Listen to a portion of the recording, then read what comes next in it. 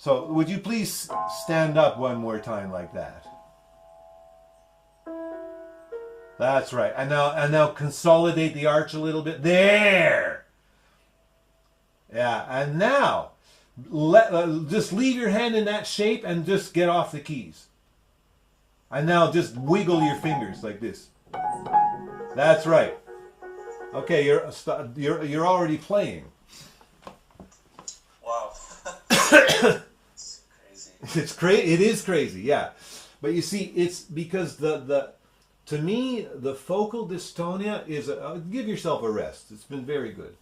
The focal dystonia is a message from the neuromotor system. The focal dystonia is actually telling you what you need.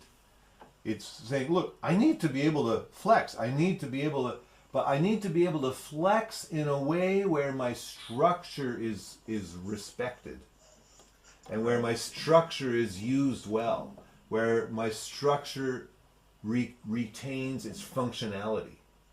So because I believe that you were probably curling and dropping the metacarpal phalangeal joint.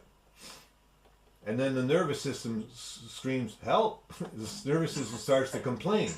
But because you don't know that that's what you're doing, you continue to do the thing that the nervous system is complaining about. And finally it goes, listen, I'm going to curl this one damn finger. And I don't care. I mean, you can continue to fall down, but at least this one curled finger is not going to... It's like a cry for help, but the message is there. It's actually telling you what you need. You need a flexion which is functional. Right. So now we gave the hand several variations of a functional relationship to the keyboard, and we did all of them with the skeletal relationships clarified by lowering the amount of effort. And the sensory nervous system, the reflexes, they very quickly pick up on that. And then it's a question of slowly, in a very sly way, actually introducing a tiny little bit of effort.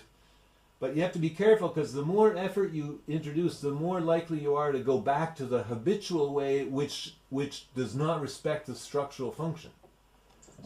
So a little more effort, but respecting the structural function. A little more effort, but respecting the structural function. Right. And I just do this kind of thing. And then maybe even like, can you actually do that, like drumming the fingers on the desk at school when you're bored? I can now, after your help. I wasn't able to do that before. So I already knew, you were definitely onto something, because I can at least... You see, the way you're doing that, already I see the metacarpal phalangeal joint starting to collapse. So you see... really? Oh yeah, you were doing this, and I don't know if I can show you. You're doing this, and but you see there's a certain lackadaisical quality in here. You see? It's lackadaisical. It means that it's not responding. See, when I drum, if I drum, this responds. So what does it mean? Yes, that. So if you drum and don't pull the fingers under, make sure this responds. The metacarpal phalangeal joints responds by rising slightly. Yes. And then if you curl and bring them under a little bit, then that's right. But the metacarpal phalangeal joint stayed on top. It's still number one. Okay. You understand? The metacarpal phalangeal joint, that's the hip joint of the hand. Like the second knuckle here is like a knee, and this bottom knuckle is like an ankle.